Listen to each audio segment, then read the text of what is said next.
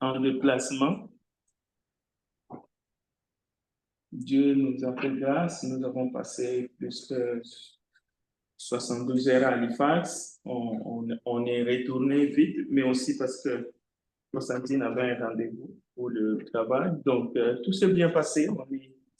On est content pour ces temps que nous avons passés ensemble en famille et nous étions même avec bénis. Pour l'étude de ce soir, je vais essayer d'apporter de précisions, mais avant cela, je voudrais quand même mentionner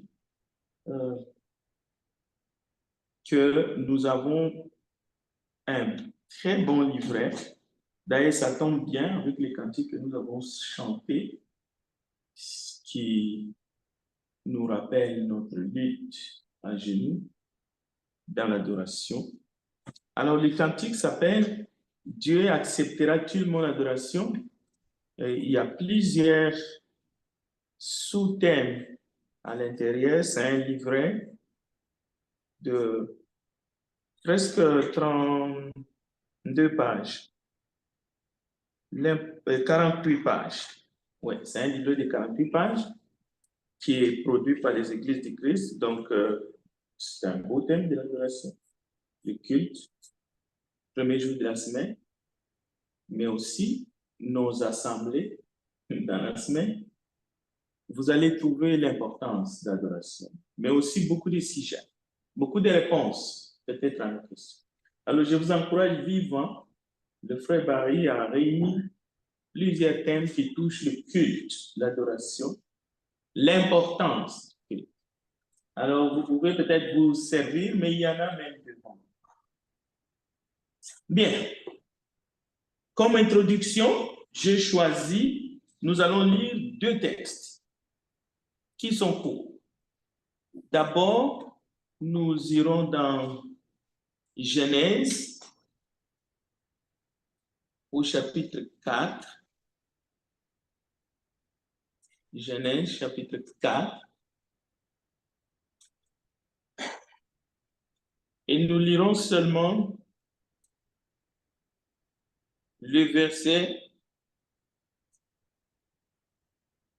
1 à 3. Genèse 4, le verset 1er jusqu'au verset 3. Je demande à quelqu'un dans la salle de nous lire ces textes et vous qui êtes à la maison aussi, vous pouvez suivre en ayant toujours votre Bible ouverte. Lisons. Adam eut des relations conjugales avec sa femme Ève. Elle tomba enceinte et mit au nom Caïn. Elle dit, j'ai donné vie à un homme avec l'aide de l'Éternel. Elle mit encore au monde le frère de Caïn, Abel. Abel fut berger et Caïn fut cultivateur. Au bout de quelque temps, Caïn fit une offrande des produits de la terre à l'Éternel. De son côté, Abel en fit des premiers-nés de son troupeau et de leur presse. L'Éternel porta un regard favorable sur Abel et sur son enfant. Très bien. Alors, notez bien l'exclamation de Ève, la mère de tous les vivants. J'ai formé un homme avec l'aide de l'Éternel. Notez ça très bien.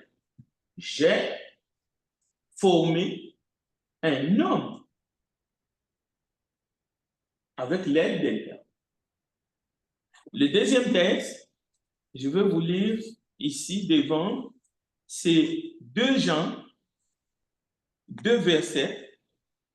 Deuxième lettre de Jean, on va lire 2 versets, les 9 et les 10. Je vais les lire ici. Écoutez bien, c'est un avertissement.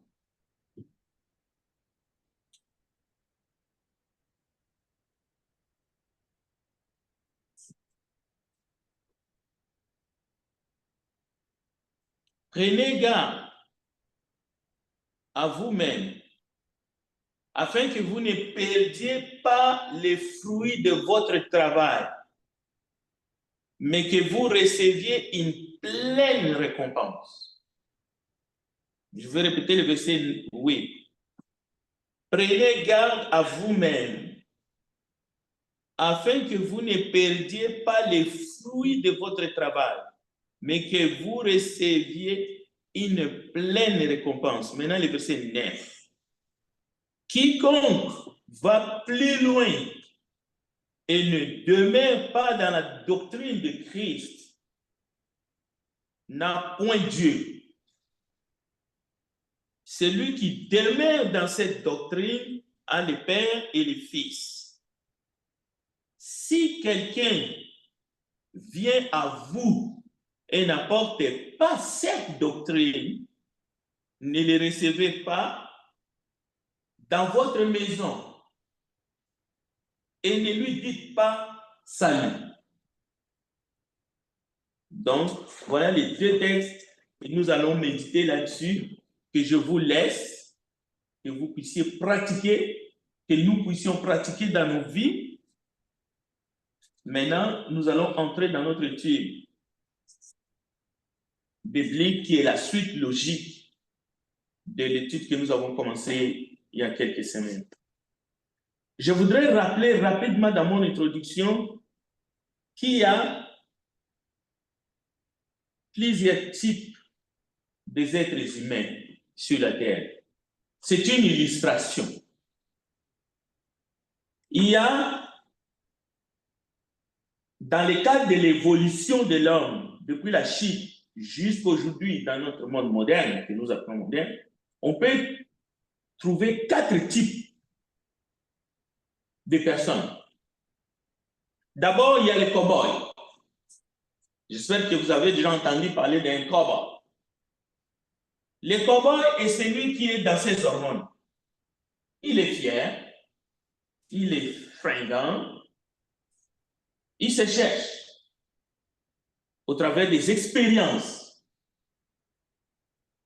Mais en même temps, il est friand. Donc, il veut se construire. Il a besoin de bâtir une identité qui lui est propre. C'est un cow-boy. Il est très actif. On peut dire comme tout chacun. Il veut montrer qu'il est courageux. Il n'a peur de rien, en fait. Donc, il est un peu foufou. C'est un cow-boy dans ses réactions, mais dans sa manière aussi de vivre avec les autres. Il essaye de découvrir, de se découvrir, mais c'est un apprenti. On peut résumer un cow-boy à la vie d'un adolescent. Donc, il vit en mode chasseur. Mais il y a un autre type, le deuxième, c'est le guerrier. On peut dire que les cow-boys ressemblent un peu aux guerriers, mais ce n'est pas pareil. Le guerrier est par excellence celui qui cherche une cause à défendre. Et dès qu'il trouve une cause et qu'il veut se positionner comme l'avocat, ça y est. Donc lui, il cherche des causes à défendre. Il cherche des causes à embrasser. Il veut s'impliquer dans la vie des autres. C'est un passionné.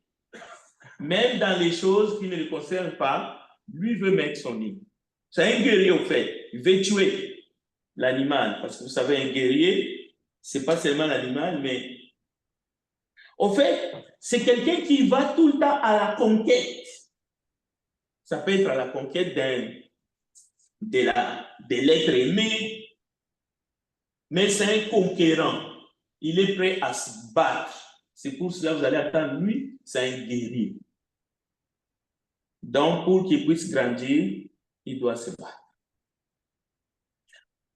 Troisième catégorie, c'est le roi. Vous allez trouver un type de personne. Il est dans la phase où il faut qu'il règne.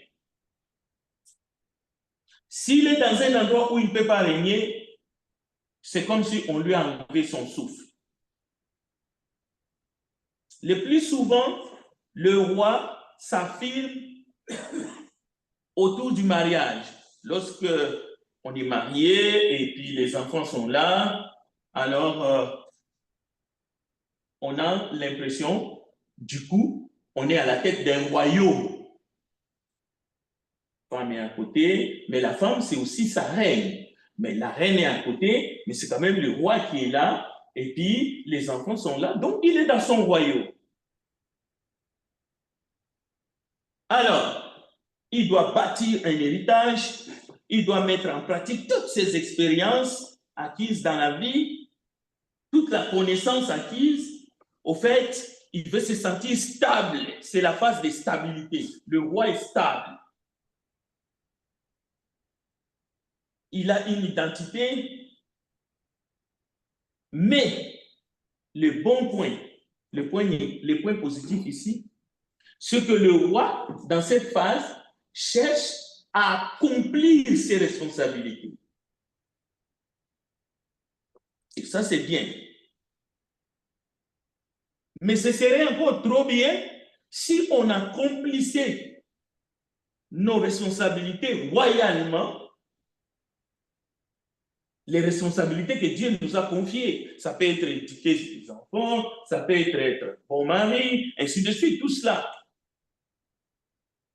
Si on s'accomplissait, si on se positionnait dans ces rôles-là, mais sans piétiner qui que ce soit, ce serait idéal. Mais vous savez, dans la royauté, on a des sujets, on a tendance à piétiner. Si la reine s'accomplissait, s'affirmait, mais sans piétiner qui que ce soit, mais ce serait idéal. Et pour finir, il y a les sages. La dernière phase, c'est lorsqu'on se croit sage, donc Salomon. La sagesse, c'est lorsqu'on se dit, je atteins le summum, il faut que je transmette maintenant la sagesse. On retrouve surtout cette phase-là chez les vieillards. Autour du feu, par exemple, pour nous qui venons de l'Afrique, vous allez trouver un sage qui raconte des contes, des petites histoires, parce qu'il est sûr qu'il a fait, qu'il a réalisé, qu'il a fait tout ce qu'il a fait, il a vu tout ce qu'il y a sous la terre, dans l'eau, dans la forêt, dans les airs parfois, mais les sages n'ont qu'une mission, c'est la transmission du savoir et de l'héritage aux générations montantes. Les cheveux blancs sont déjà ont poussé. C'est un mode de transfert de connaissances. Posez-vous maintenant la question, dans quelle catégorie tu te places? Où tu te situes? Un cow-boy? Un guerrier? Un roi? Ou les sages?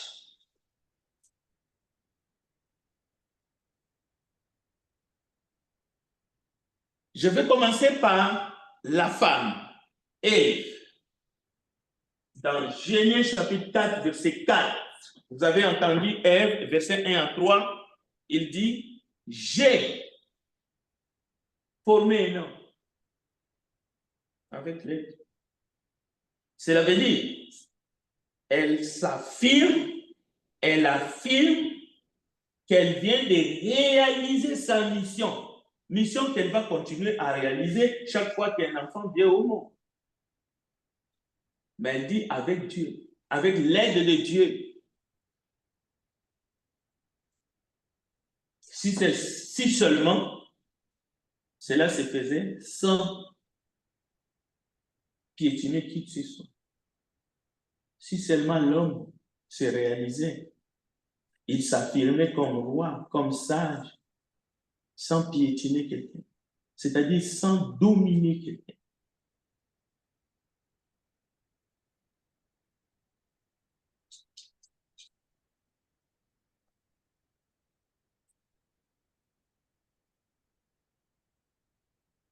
La Bible est souvent citée à tort et à travers. C'est pour cela que je vous ai lu 2 Jean 8, 9, 10.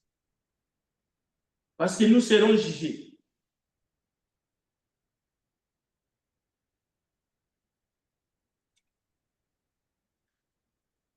nous disons des choses en public et en privé, mais pour dérouter, parfois, malheureusement, moi-même,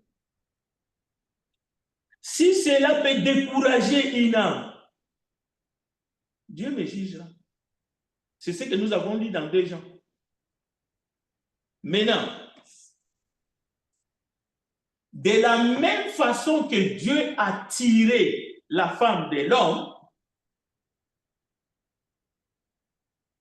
de la même façon que de la femme est tiré les hommes, hommes ou femmes. Seulement, pour Adam, c'est Dieu qui a tiré de sa côte une très belle femme. Imaginez, c'est Dieu qui le fait. Royalement, dans sa science. Mais chaque fois, lorsqu'une femme sage aide une femme à accoucher, un homme masculin ou une fille est en train de tirer du corps de la femme. La sagesse la plus simple peut nous aider à comprendre ces réalités divines. Parce que ça ne vient pas de nous, ça vient de nous. Alors, vous connaissez bien les textes de 1 Corinthiens chapitre 11 que j'ai chéri parce que ça échappe à beaucoup de monde dans notre monde moderne.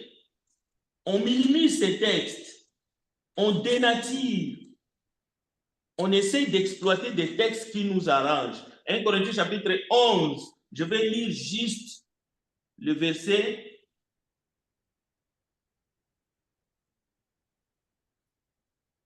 8. En effet, l'homme n'a pas été tiré de la femme, mais la femme a été tirée de l'homme. Et l'homme n'a pas été créé à cause de la femme, mais la femme a été créée à cause de l'homme. Le verset 12. Car de même que la femme a été tirée de l'homme, de même, l'homme existe par la femme et tout vient de Dieu. Donc, je n'ai pas le droit de dire quelque chose qui n'est pas inscrit dans la parole de Dieu. Tout ce que je dis ici, voici là où je le trouve. Et c'est ça la vérité. Et tout vient de Dieu. Cela veut dire toute la gloire est à Dieu. Ce n'est pas à l'homme, parce que de l'homme a été tiré de la femme. La gloire n'est pas à la femme, parce que l'homme existe par la femme. Tout vient de Dieu et à Dieu seul soit la gloire. Maintenant, les hommes et les femmes qui veulent se glorifier ou croire qu'ils sont plus importants, ils sont soit cow-boys ou guerriers, rois. Nous allons leur demander de demeurer dans la doctrine, de ne pas aller plus loin, de rester dans la doctrine, c'est bien. Alors, dans le monde moderne,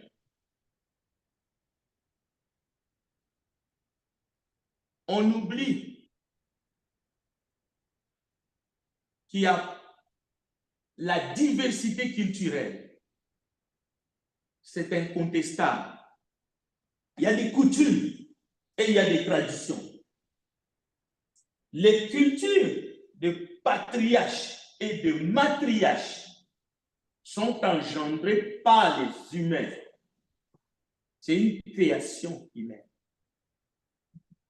Quand je dis les cultures patriarcales et matriarcales, parce que ça existe les deux,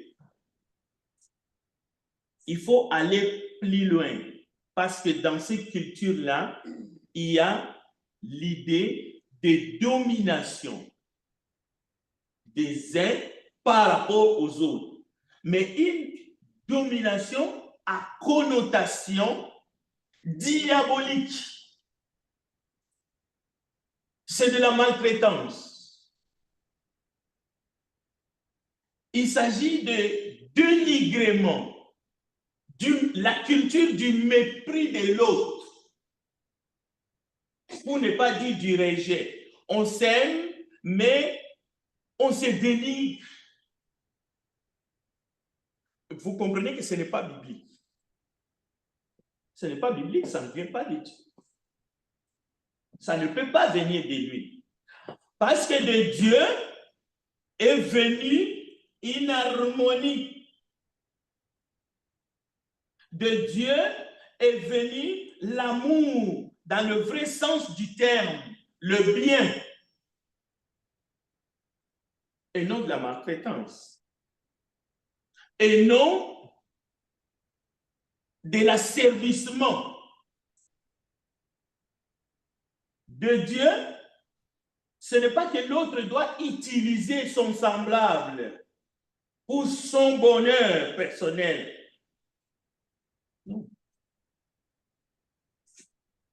Alors, je vais donner un exemple scientifique. La loi du plus fort que Darwin a concoctée, que ce soit en biologie, cela a été récupéré par les humains, nos aïeux. La loi du plus fort, c'est toujours la meilleure. Mais au contraire, Darwin, lui, il parlait de la lutte pour la survie. Il ne parlait pas de la loi du plus fort. Donc, il y a un plus fort et le plus fort doit faire la loi. Non. Lui, Darwin, parlait de la lutte pour la survie. C'est-à-dire, pour survivre, il ne suffit pas d'être le plus fort. Parce que vous pouvez vous dire, je suis le plus fort, mais les jours que vous tombez malade, vous faites comment? Vous avez besoin à l'hôpital d'une préposée aux bénéficiaires, qui est peut-être la personne la plus fragile dans notre société moderne. On peut multiplier les exemples. Peut-être que vous avez besoin d'un enfant parce que vous venez de perdre la vue. Vous êtes devenu aveugle à cause d'une cécité, je ne sais pas. Vous avez besoin d'un enfant qui vous tient à la main et qui vous montre les chemins. Donc, Darwin ne voulait pas dire qu'il suffit d'être le plus fort pour survivre. Non, il y a plein de choses à faire. Par exemple, il faut plaire à ses partenaires pour que les jours qu'on aurait besoin d'eux, dans le bon sens, il faut savoir chercher de la nourriture pour survivre.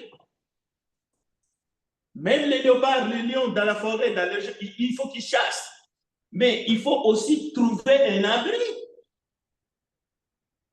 pour se protéger contre les intempéries.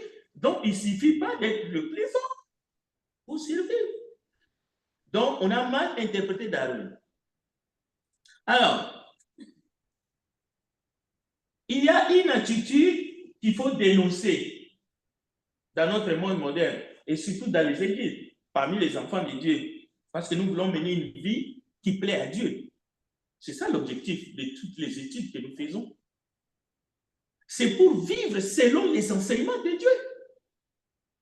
Alors, nous allons trouver dans notre monde une attitude misogyne chez de nombreux hommes masculins dans le monde.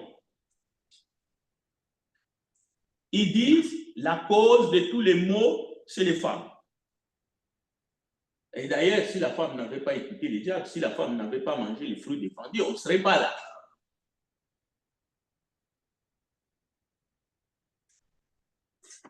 Mais on peut aller plus loin.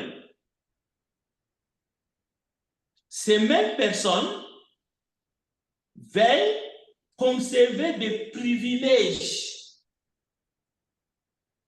Non seulement qu'ils jettent les blâmes à l'autre en disant, d'ailleurs, Adam l'a fait dans le jardin d'Éden.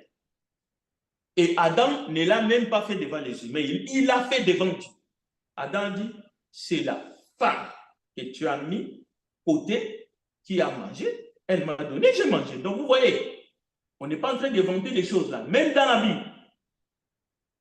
Mais imaginez parmi les hommes, il y a des hommes qui pensent, si tout va à l'envers dans ce monde, c'est à cause des femmes qui cherchent l'égalité avec les hommes. Et c'est ça qui a mis du feu aux poudres. C'est pour ça qu'il y a maintenant les femmes et les femmes qui peuvent maintenant chercher même à se marier, et puis les enfants sont allés à l'envers, c'est à cause de ça. Mais ce n'est pas vrai. On prétend aussi, écoutez bien, que la figure d'autorité du père a disparu dans nos sociétés à cause des femmes qui ont pris, par exemple, dans l'enseignement, il n'y a plus des hommes. Est-ce que les femmes ont dit aux hommes de ne plus aller à l'école pour aller étudier, pour devenir des enseignants dans les écoles? Oh non, la figure d'autorité du père a disparu. Les enfants n'ont plus un modèle masculin. Il y a encore des hommes au XXIe siècle, malgré les progrès et l'évolution, qui n'apprécient guère avoir une femme comme patronne, numéro 1 dans l'entreprise ou numéro 1 dans un pays. Peut-être que Donald Trump va se confronter à une dame. Mais il y en a des gens qui ont dans leur tête qu'ils ne sont pas être président des États-Unis. Ils sont façonnés comme ça. Mais ces mêmes hommes veulent être admirés par les femmes. Heureusement que les femmes ne sont pas dupes. Pour qu'une femme t'admire, elle doit avoir des raisons. Souvent, nous les hommes, nous ne méritons pas qu'on nous admire. Nous ne méritons pas qu'on nous admire. C'est Madame Sim qui a dit cela. La femme n'a peut-être pas trouvé tant de raisons pour admirer l'homme. Pourquoi elle a dit ça? C'est parce qu'après la Seconde Guerre mondiale, lorsque la guerre battait son plein, on a appelé les femmes pour que les femmes commencent même à préparer des munitions. Mais dès que la Seconde Guerre mondiale est terminée, les hommes ont dit aux femmes, rentrez à la maison, sortez des entreprises, on veut vous voir à la maison. Vos places, c'est là-bas. C'est Sim qui dénonce. Alors, je vais maintenant vous donner matière à réflexion. Et 1 Timothée chapitre 2, on va lire les versets 11 à 15, s'il vous plaît. Un autre nous cherche 1 Pierre 3. La femme écoute l'instruction en silence, avec une entière soumission. Je ne permets pas à la femme d'enseigner, ni de prendre d'autorité sur l'homme, mais elle doit demeurer dans le silence. Car Adam a été formé le premier, Ève ensuite. Et ce n'est pas Adam qui a été séduit, c'est la femme qui séduit, c'est rendu coupable de transgression. Elle sera néanmoins sauvée en devenant mère, si elle persévère avec modestie dans la foi, dans la charité et dans la sainteté. Merci, frère Henri. Alors, notez bien ce texte-là. Maintenant, le deuxième texte, 1 Pierre,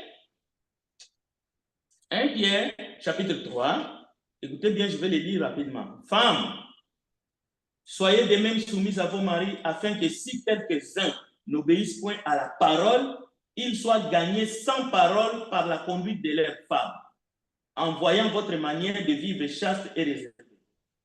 Le problème avec ces écrits, c'est de les lire au pied de la lettre et les enlever dans leur contexte. Par exemple, dans 1 Pierre, il est question d'une soumission pour le salut de l'homme qui n'est pas chrétien, qui n'a pas encore répondu à l'évangile de Christ.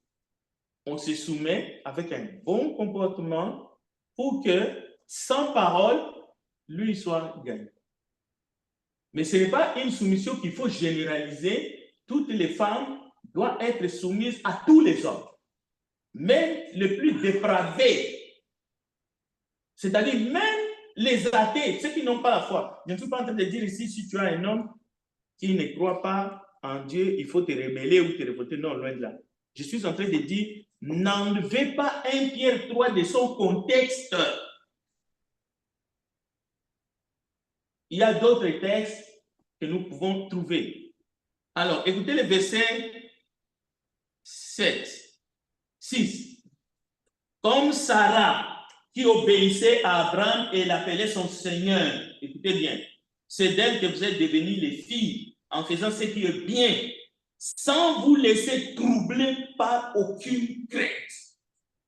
Est-ce que vous écoutez le message qui est envoyé aux femmes? Elles sont soumises à leur mari, sans se laisser troubler. Mais les femmes, ils ont été mis KO debout. Elles ont vécu dans des craintes d'être battues, de maltraitées, d'être tout ce que vous savez. Il y a des femmes qui ont peur d'être tuées par leur mari ce soir. Mais ici, on dit que la femme soumise comme Sarah ne doit se laisser troubler par aucune crainte.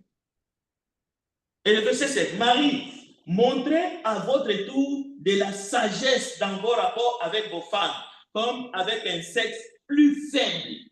Honorez-le, comme devant aussi hériter avec vous de la grâce de la vie. Là, il y avait une question la fois dernière. Il y a certains qui prétendent que la femme est un sexe faible. Mais ceux qui prétendent que la femme est un sexe faible, c'est dans le cadre de mépris. C'est dans le cadre de dénigrement. Mais le texte biblique dit honorez-le. Donc, si quelqu'un dit à sa femme ou à une femme qui n'est pas la sienne que toi, tu es une femme, tu es un sexe faible, est-ce que cette personne est en train d'honorer cette personne? Non. C'est du mépris. C'est une moquerie. Écoutez, enfin, soyez tous animés de mêmes pensées et de mêmes sentiments, pleins d'amour fraternel, de compassion et d'humilité. Car les yeux du Seigneur sont sur les justes. Ainsi de suite. Et ses oreilles sont attentives à leurs prières. Donc, ce que nous voyons dans le monde, où le langage imagé du sexe faible peut être appliqué à n'importe qui, homme, femme, et nous verrons maintenant à Dieu lui-même. Ce même langage imagé est appliqué à Dieu et elle est appliquée aux disciples comme les apôtres. Imaginez les apôtres. Ils ont été remplis du Saint-Esprit, comme on dit, des prédicateurs fougueux, mais le langage imagé de faible est appliqué à un apôtre comme Paul, lui qui a combattu contre les animaux. C'est appliqué. Il dit, je suis faible.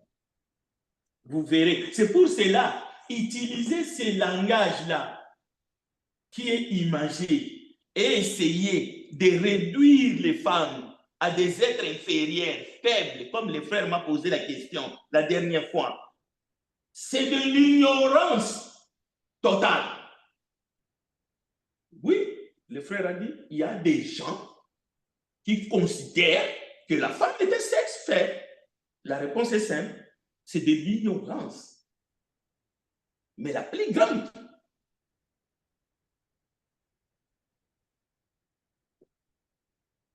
Écoutez, la Bible dit qu'il y a des hommes faibles et bornés, chargés de péché.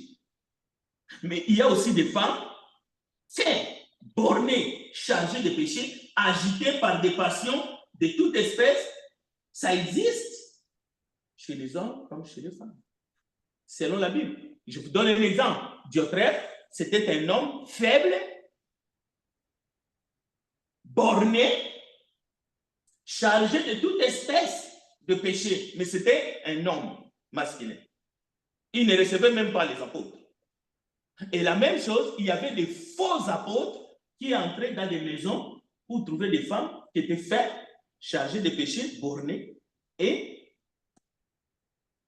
écoutez, Jérémie 51, les guerriers de Babylone cessent de combattre. Écoutez bien, les guerriers de Babylone cessent de combattre.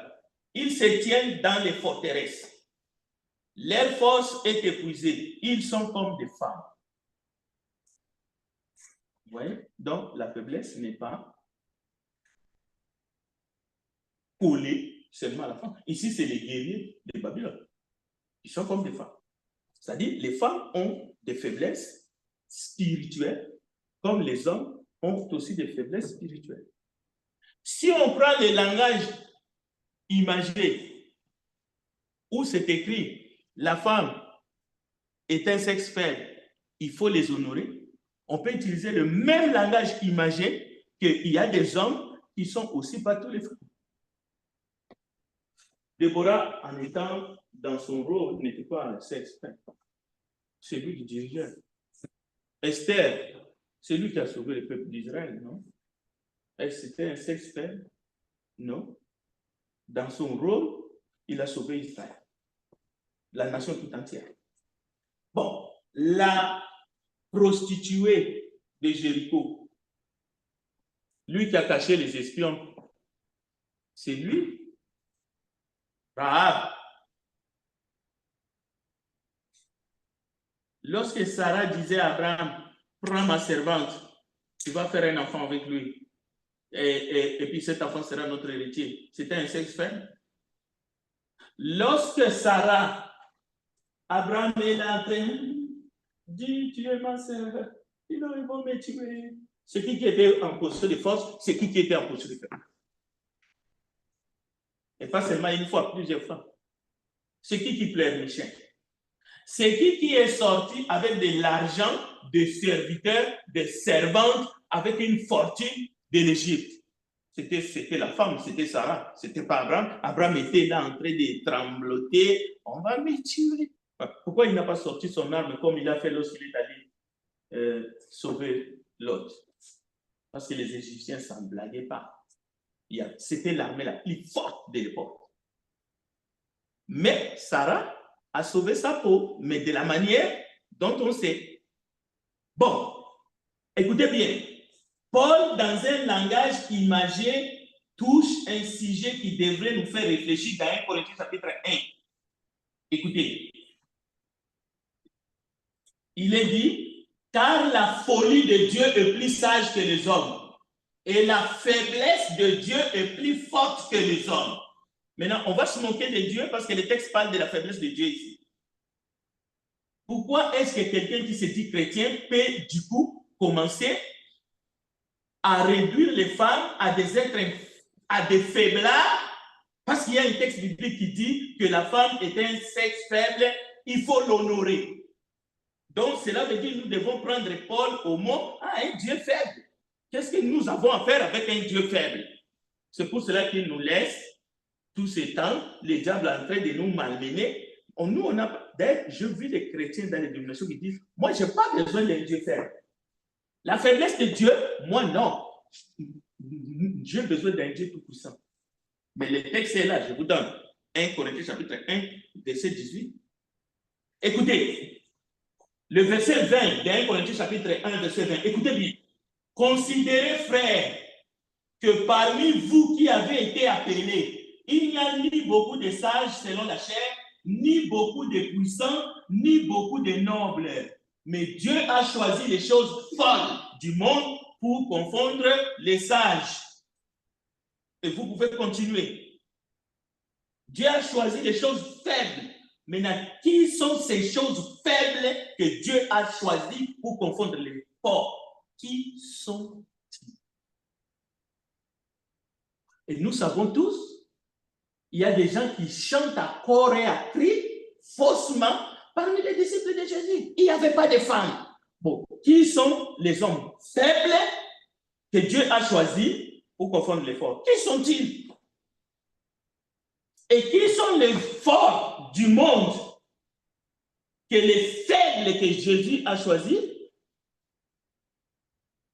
pour aller confondre les forts? Qui ne sait pas que dans le pouvoir de séduction, partout où il y a une femme, d'ailleurs on dit derrière chaque homme, il y a une femme. Je veux vous démontrer A plus B dans notre monde moderne, scientifiquement parlant, du point de vue résistance, que les femmes ne sont pas faibles. Et nous allons les voir dans les Écritures. Elles ne sont pas faibles. Dans leur rôle de maternité et dans tous les rôles, ils ne sont pas faibles. Parce que le terme faible, c'est spirituellement. Et dans ces domaines spirituels, les uns comme les autres, nous avons des faiblesses. Paul lui-même dit, je suis le moindre de tous, faible. Il dit, je me plais de mes faiblesses. Ce n'est pas une affaire que les femmes sont moins fortes. Maintenant, il y a les Jeux olympiques. Oui, il y a des sports, il y a des catégories de sports où on ne peut pas, parce que nous sommes constitués différemment, nous sommes différents. Mais même dans ces catégories de sport, on ne peut pas généraliser que physiquement, la femme est sexuelle. Non, c'est une lecture terre à terre, une mauvaise lecture, une fausse compréhension des textes.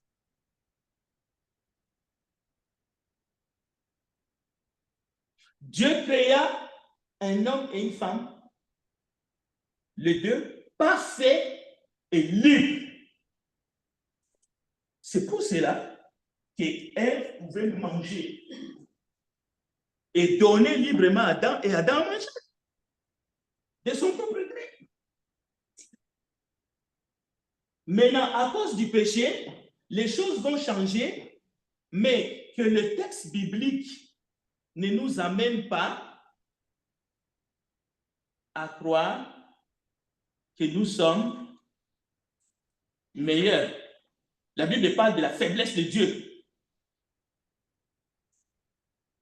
Dieu a choisi les choses faibles du monde, c'est le verset 27, pour confondre les fortes. Donc les disciples sont faibles, mais ils sont allés avec la parole pour confondre les forts. Même dans les couples, l'homme est faible, mais il est là pour servir. La femme aussi est là, elle a ses faiblesses, mais elle est là pour aider son mari. Il ne faut pas dire non, moi je suis en mariage avec une femme qui est faible. C'est un sexe faible. Moi je suis fort. Non, tu es ignorant. Tu ne comprends pas la parole de Dieu. La parole de Dieu ne te mélange pas. Non, toi tu ne comprends pas la parole. Tu dois prier et demander à Dieu, ouvre-moi l'intelligence pour que j'aimerais comprendre les Écritures et savoir qui tu as mis à mes côtés, mon vis-à-vis. Qui est-elle? Et comment je peux composer avec elle? Avec respect. Dieu a choisi les choses viles du monde et celles qu'on méprise, celles qui ne sont point, pour réduire à néant celles qui sont, afin que nulle chair ne se glorifie. Je suis au verset 29, devant Dieu. Cela veut dire toute la culture où l'homme se glorifie en disant lui, il est supérieur. Où la femme essaie de se glorifier en disant moi, je suis une créature merveilleuse supérieure à l'homme. C'est en dehors de la Bible. Nulle créature, 1 Corinthiens chapitre 1, verset 29, ne doit se glorifier devant Dieu. Je vais m'arrêter ici. Parmi les 12 apôtres de Jésus, oui, il n'y avait aucune femme, mais c'était tous des faiblards. C'est ce que le texte dit. Mais parmi les disciples de Jésus, il y avait des femmes.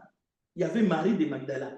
Il y avait beaucoup de Marie d'ailleurs. Il y avait Suzanne qui était avec lui et qui l'aidait, qui marchait avec lui du matin au soir. Il y avait Lazare, mais qui avait ses deux sœurs, Marthe et Marie.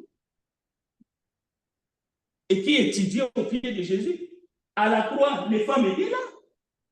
À la croix, Jésus s'est adressé à Jean. Il a dit, voici ta mère. Et femme, voici ton fils. Donc, ils étaient là. À la tombe, les jours de la résurrection, les femmes étaient là. Donc, sexe faible, sexe fort.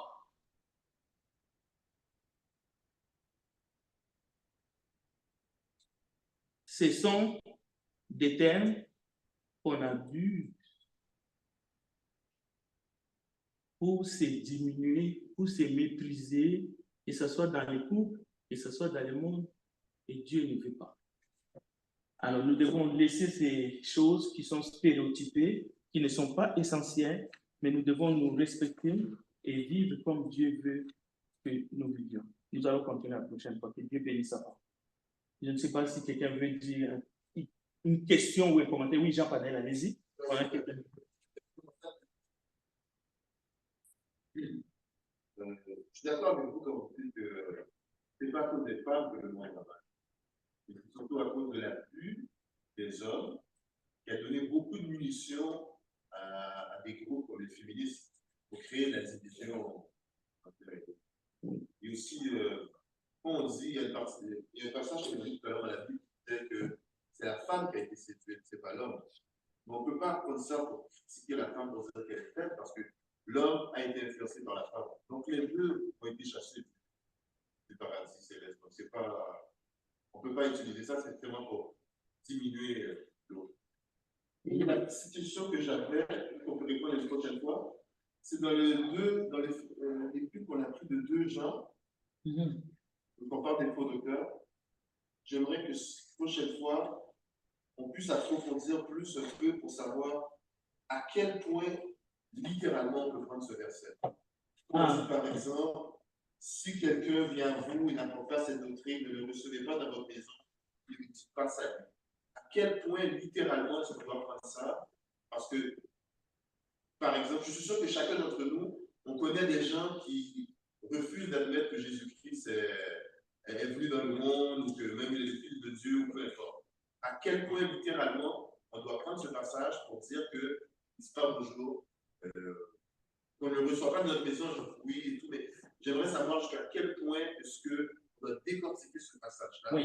Quand on parle d'un faux docteur, qu'est-ce qui, la nuance entre être impoli, juste rejeter son enseignement ou pas le dire aux gens comme ici.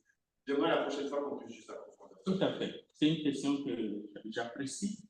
Je vais juste dire un mot là-dessus pour que vous puissiez réfléchir déjà, mais je vais y revenir. Dans ces versets, on parle de la doctrine. Si quelqu'un vient, n'apporte pas cette doctrine. La doctrine, les points culminants dans la doctrine, c'est les commandements de Jésus-Christ. Ce sont les choses dans lesquelles les premiers chrétiens ont persévéré dans Acte 2 vers la fin. Donc la doctrine, ce sont les commandements de Jésus. Ce que Jésus nous demande de pratiquer. Si quelqu'un vient et te dit ne fais pas, si quelqu'un te dit ne venez pas au culte, sache que cette personne est en train de créer une nouvelle doctrine. Parce que en quoi les apôtres et les premiers chrétiens ont persévéré? Il faut se poser cette question. Ils ont persévéré dans les enseignements des apôtres, dans la fraction du pain, dans les prières, et ainsi de suite.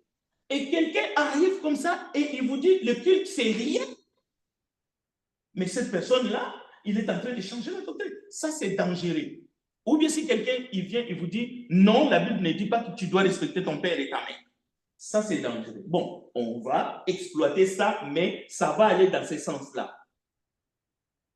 C'est ce que Jésus a enseigné comme doctrine et que nous devons persévérer dedans. Quelqu'un vous dit non, ce n'est pas important. C'est un faux docteur. Il faut faire très attention avec cette personne. Amen. Frère Jérémie, on va terminer par une prière.